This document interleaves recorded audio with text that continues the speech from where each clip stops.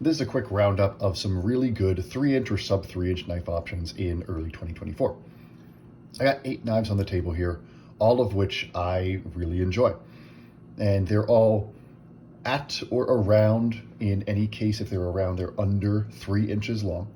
They all have relatively sharp, slicey blades. They're all easily pocketable.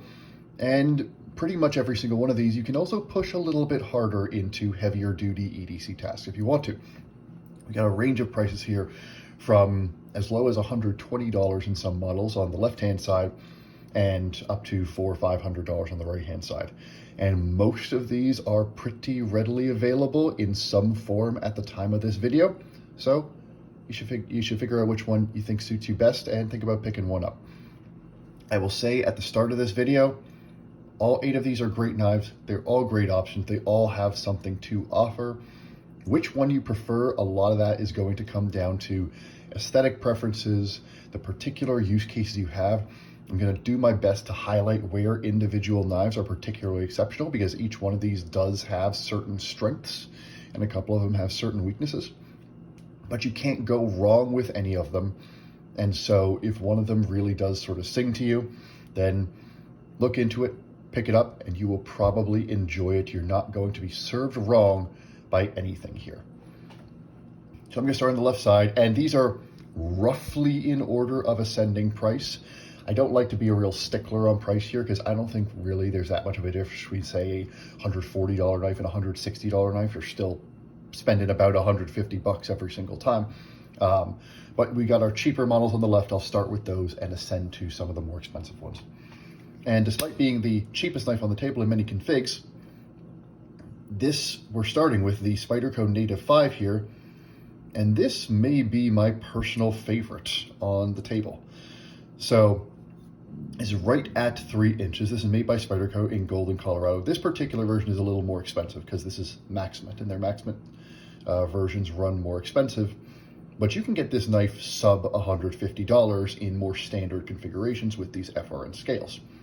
And so you've got a knife that is right at 3 inches with about 125 thousandths on the blade stock, which is a little thicker than a lot of other knives on the table here. And this knife is really sold by its ergonomics and how the ergonomics interact with the blade.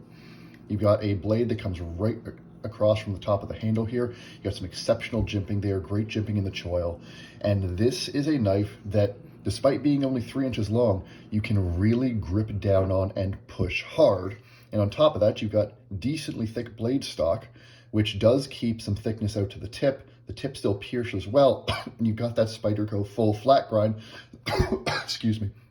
So this does come down to a very sharp, slicey edge. This is really your ultimate sub 3 inch work knife. You can push this thing hard, you can drive it into the muck, you can twist it around, you can do whatever you want with this guy, and you will be happy with it. That backlock gives you a sort of smooth, gradual action, but I've used this for days of cardboard box, I've used this for gardening, I've used this for light EDC tasks, and it has never let me down. I've definitely carried this one more than anything else on the table here. And the Native 5 is just a fantastic 3-inch knife in whatever steel you get it. And the other benefit is you can get it in pretty much any steel that Spyderco offers. Some of them you have to look for sprint runs, but it's available in tons of different ways at a few different price points. It's really hard to go wrong with the Native. Pick one up. I think that you will really enjoy it. Next here, we have the Spyderco Sage 5 Lightweight. This is in FRN. The Sage 5 does come in a few different, or the Sage comes in a few different versions. You can get carbon fiber handles, these FRN handles, which have a sort of bidirectional texture here. You can get it in G10 and Maximate, though it looks like that one's being phased out, and soon you'll be able to get it in FRN and Maximate. A couple of retailers have that now. It's about $150. Similar blade length to the Native, a little thinner on the blade stock. And this one's made by Tactile rather than Golden, Colorado. And so this one is a little lighter duty, just feels that way. It's a little slicier on the blade because that stock is a little thinner, but you've still got a pretty neutral blade shape. There's a typical Spyderco leaf-shaped design. You've got really nice jimping on the back, really nice jimping in the choil. points and pokes very naturally and easily. And these F-Run handles are super comfortable in the hand and quite lightweight. Not quite as light as the native, but still pretty light. And you've got a compression lock here. And Taichung does the compression lock very well. So it's nice, drop shutty action, closes pretty reliably, easy to open. This is a solid offering. I don't feel comfortable pushing the Sage quite as hard as I can push the native. Has to do a little bit with just how this handle is designed. It just feels a little less hand filling, and the fact that your blade stock is a little bit thinner here. But this is a solid offering, particularly if you want that. If you like Spydercos, you want that fidget factor that compression lock gives you. And all you need is EDC tasks. You could push this one a little harder if you wanted to, but it really shines when you're using the sliciness of that edge. You're taking advantage of that thin blade stock and pushing this through those light duty tasks. Great option here. Around 150 bucks, can regularly be had for less than that. The Sage 5 lightweight. Next, we've got the Hogue Mini Ritter here.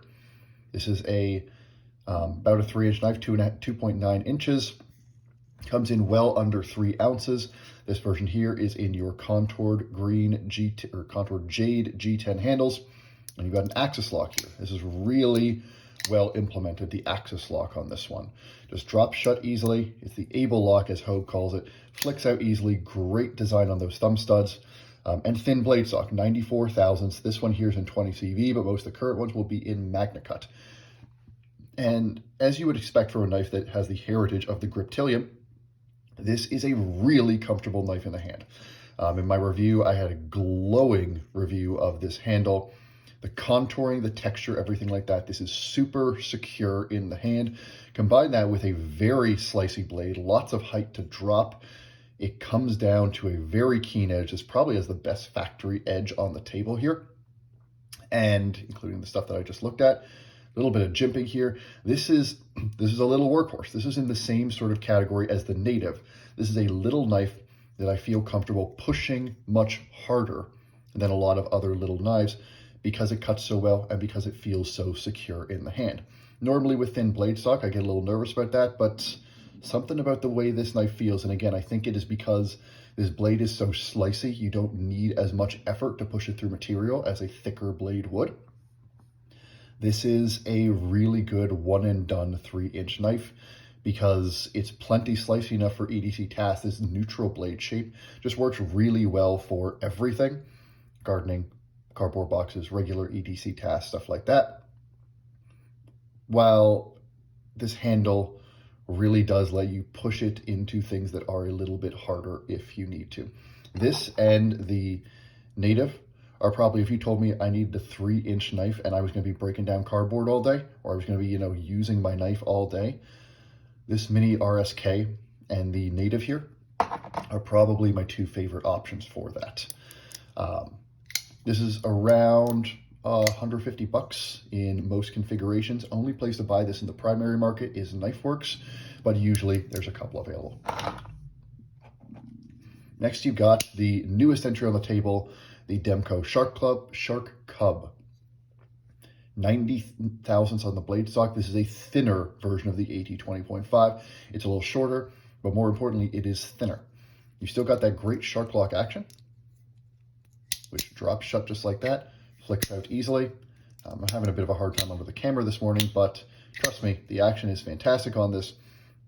And because this stock is so thin, and because the Demkos have finally figured out how to do production grinds well through their factory in Taiwan, this does come down to a very keen, very sharp edge, especially for, lighter duty tasks where you're piercing into or slicing into thinner materials. This is a really good gardening knife. This is really good with tape and stuff like that.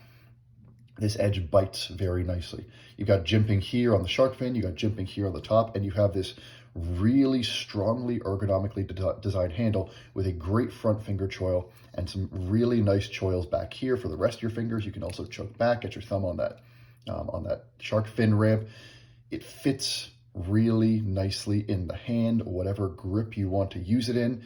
And it's just a very nice, comfortable knife to use. It's a great experience pulling this out of the pocket, whipping it out, and then when you're done, just throw that shark fin, just pull that shark fin back, throw it back in your pocket.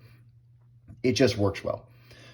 This is, to me, a much better knife than the AD 20.5, and it's just a really good, fun, fidgety knife for lightweight to midweight EDC tasks. This handle is so ergonomic that you can push it a little bit harder, and just like I said about the Mini RSK, the blade slices so well that it actually turns some tasks that would be, you know, mid-duty into sort of the light end of hard use. It makes them feel like easier tasks, because when the blade slices better, you just don't have to push it as hard. This one's about $200. You get it from the Demkos and a bunch of other retailers right now. This one here is in aluminum. You can get it in G10. You can also pay about $250 for titanium. Very solid option. You won't be disappointed. Next, we've got the TRM Atom, which for a few years was pretty much the undisputed king of this category. About 90,000 on the blade stock. Ground, a little flat. Doesn't come down to the sharpest edge that it could, given how thin that stock starts, but the edge is fine. But this blade shape is pointy. It's not too tall. It's very easy to pinch on this blade like a chef's knife, get where you need to. Point in there, you know, very nice and sort of stabby. And this blade shape is just very easy to get anywhere you need to, and it's just a very practical, useful blade shape. And you can, if you put a aggressive edge on here with sharpening, get this to be a laser beam. This one is a liner lock, and TRM makes their liner locks very smooth, very easy to actuate. This rounded thumb stud doesn't give you as much grip as a lot of other thumb studs, but once you get used to it, it's fine. You just got to get sort of under the lip. You can flick it out if you want to. It flicks nicely. And you know, if you like that smooth, crispy action of a liner lock or frame lock, this is a great option. Then on top of that, you've got the swappable scales that TRM gives you. Here I got the flat G10 because I like the texture they have on these flat scales. I actually think these flat G10 scales are, from a practical perspective, the best scales they make on the Neutron. Great choil, super neutral handle, not too much in the way of curves. It means it's really easy to grip. It doesn't lock your hand in, so as you start to push this knife harder, it does start to get a little squirrely, but that's not really what you're using your Neutron for anyway. If you want a just good, reliable, super thin in the pocket knife that you can just pull out, do whatever you need to, and you're gonna pretty much stay to those lighter duty EDC tasks, this has this reputation for a reason, and it will do those lightweight EDC jobs really well. TRM Neutron retails for about $200, $200 and change with a set of scales on there. These can end up pretty pricey when you start throwing some you know, titanium scales on there, or some of the carbon fiber scales and stuff like that. You can easily turn this into a $300 or more than $300 knife. But this version with flat G10 will work just fine, and you'll be happy with it. That is the TRM Neutron. And this one is, you know, a couple of these options. This guy, the Tactile, the Sabenza, and then the Native and the Mini RSK I went through, those are all made in the USA. So if that is important to you, you got 4 or 5 options on the table here that are made in the USA. This one here is not made in the USA. I believe this one is made by Bestech. This is the, even though Quiet Carry doesn't tell you who their OEM is, this is the Quiet Carry Drift. And this is really the Drift V2. The first version had a sort of Spidey hole looking thing here. And this knife became well known because it is pretty much entirely corrosion resistant.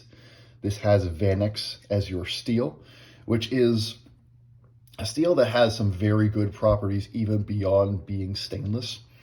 Pretty solid toughness, very good edge retention, and it is about as stainless as a steel can be. It's in that category of virtually rust-proof steels.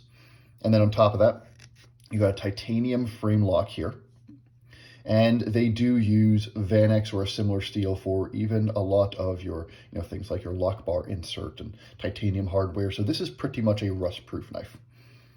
But thinking about the Quiet Carry Drift as just a rust-proof knife really does sell it short. It's got a very similar sort of blade philosophy to the Mini RSK. You've got around 90,000 on the stock here, and you've got this big, tall blade, which comes down to a super thin edge, and this thing is just as slicey as you would expect.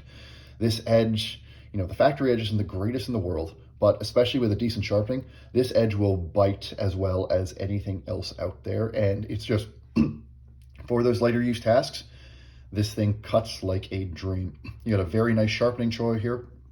You got some solid neutral ergonomics on the handle. And much like that mini RSK, they have chosen rather than having a highly opinionated handle like the Demko, where you got all these aggressive curves on the handle. You got a more neutral handle that maintains grip via texture. And this is sort of Quiet Carry's signature knurling texture. It's really just, bi-directional, offset about 60 degrees lines that are milled straight through the frame. But this knurling gives you a ton of grip without being bitey. I think this is the best knurling pattern on the market right now in the knife world.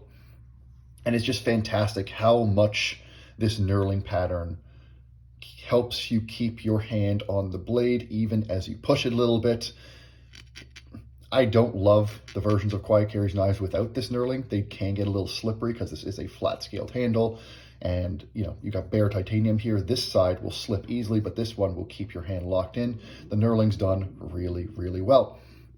The frame lock, totally competent. The action is solid, smooth. You can flick it out if you want to. The thumb studs are very nicely designed, easy to flick out. Blade's great, handle's great. Machining is as good as you would need it to be. Very nice chamfers all the way around. I'll have a full review of this one coming up. It's got a bit more of a sort of techie vibe than a lot of the other knives on the table, but if corrosion resistance is important to you, this thing is the best option that you're going to find.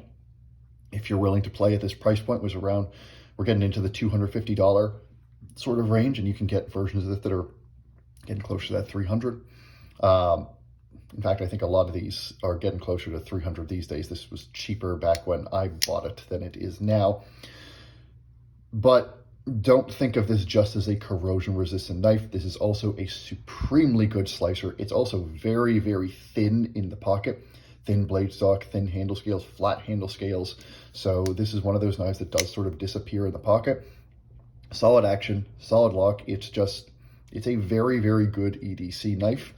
And because of that corrosion resistance, if you kind of want a one and done in this range and you don't need something that is thicker and tougher, this really, even more than some of the other ones, this isn't trying to be a hard use knife. These flat scales and how narrow the knife is, as you push it, it's kind of like the Neutron. As you push it, you're going to start to feel these handle scales a little bit more. It's going to start to get less comfortable. But for your easy EDC tasks, and even for, out in the garden or using this outside where you might be worried about muck, grime, stuff like that, the Quiet Carry Drift is a highly recommendable option. Got another made in the USA here. This is the Tactile Knife Co. Rockwall.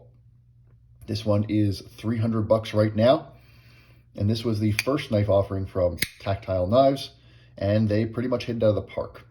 You've got about the same blade stock as everything else here. You do have a shorter grind. This is a much shorter blade, and so this one is out of the box the worst cutter on the table. And frankly, Tactile Knife Co., the one thing they haven't nailed yet is their factory edges suck. Like, they're not even just mediocre. Some of them are bad. I had a Bear, Bexar, or what looks like the Bexar, the Bear, that even though the blade stock was like 50 thousandths or whatever that blade stock is, couldn't cut a thing. And some of the Rockwalls I've had have been just as bad. So I expect you're going to have to sharpen a Rockwall if you get one firsthand, or get somebody to sharpen it for you. Obviously, if you're buying secondhand, somebody else might have sharpened it. That's the one big caveat with the Rockwall. But the supreme benefit of this design is how thin it is. This is basically like a stick of gum in your pocket. But you fire it out, this thumb stud works surprisingly well. Your thumb can get right in there. And then you've got pretty much a full 3-inch blade right here. It cuts well enough. This blade shape is very neutral, and this textured pattern that they have on the titanium works really well to keep it in your hand. They've got nice rounding on all the corners here. They're flat scales, but it's a complex machining pattern. You've got a complex sort of inset here right at this finger choil. It's, excuse me, plenty effective. You can grip up a little bit. It's a little tentative if you want to, because there isn't really a choil here, but you can choke up a bit. But it just feels Very nice, very easy in the hand. It's about as neutral as a handle can get. It's a stick.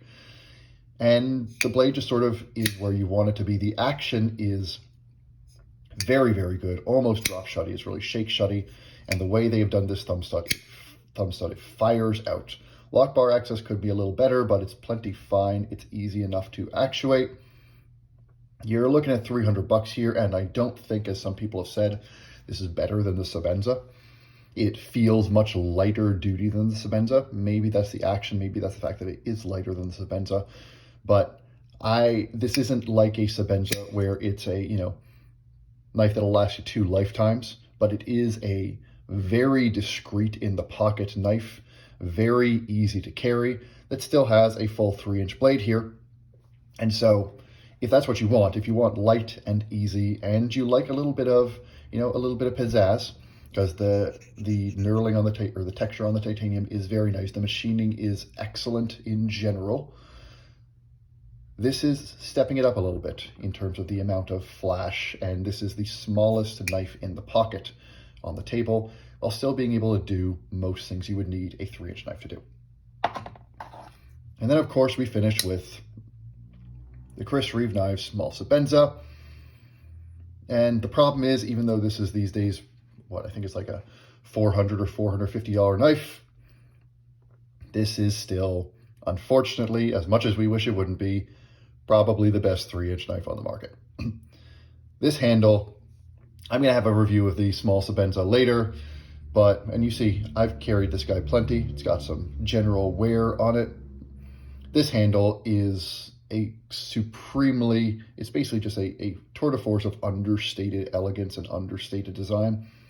These chamfers, the way they do the chamfers, they're not the same the whole way. The way there's a gradual swell toward the back. Even though this looks like a stick, just like the Tactile Rockwell we just looked at, it is so much nicer in the hand. The small Sebenza, especially as you start to push it, just melts into your hand while still feeling very secure. I've never quite understood just why this knife is so good in the hand. I think it's got a bit of sort of sway back heritage in that this sway toward the back and the way this front choil is really does lock your hand in way more than you would expect. It just works really well. You've got that Sebenza smooth action, breaks in like nothing else on the market. You've got their signature sandblasted titanium handles, which look great and feel great out of the box and just look better over time. But the real reason the Sebenza is so great, and this is really what you're paying Chris Reeve prices for, is this blade and this grind. The very sort of flat, hollow grind that they give on these knives means that even though it's got thicker stock than a lot of the knives we just looked at, this comes down to such a fantastically keen edge. I'm not a huge fan of the convex grind they put on their knives out of the factory, but once you resharpen it, I've got this at 17 degrees per side, this thing becomes a supreme slicer. The stonewash is so nice and even, it glides through material. This is truly a knife that will excel at just about every single EDC task out there.